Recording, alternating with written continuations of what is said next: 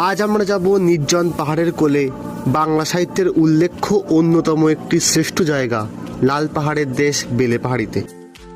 তো রাতের বেলায় বসিরহাট থেকে কলকাতা পেরিয়ে এবং বিবেকানন্দ সেতু পেরিয়ে আমরা রওনা দিলাম লাল পাহাড়ের দেশ বেলেপাহাড়ির উদ্দেশ্যে। কলকাতা খড়গপুর হাইওয়েতে রাতে ড্রাইভিং করে আমরা ভোরবেলায় জিওগ্রাফিতে পড়া কংসাবতী নদী পেরিয়ে পৌঁছে গেলাম বেলেপাহাড়িতে।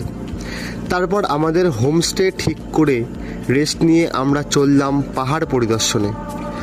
দুপুরে স্তপ্ত সূর্যমামার তাপে সুন্দর শাল, সেগুন, ইউক্যালিপটাস গাছের বনের বুক চিরে আমরা পৌঁছে গেলাম 3 পাহাড়ের কোলে অবস্থিত তালবেড়িয়া ড্যামে।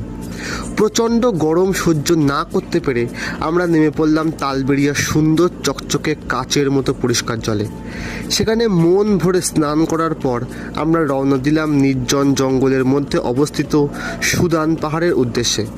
সেখানে সুন্দর সানসেট দেখে আমরা রওনা দিলাম রাতের বেলেপাহাড়ির জঙ্গল পেরিয়ে আমাদের হোমস্টের উদ্দেশ্যে, আবার কাল পাহাড় পরিদর্শনের প্রস্তুতি নেওয়ার জন্যে।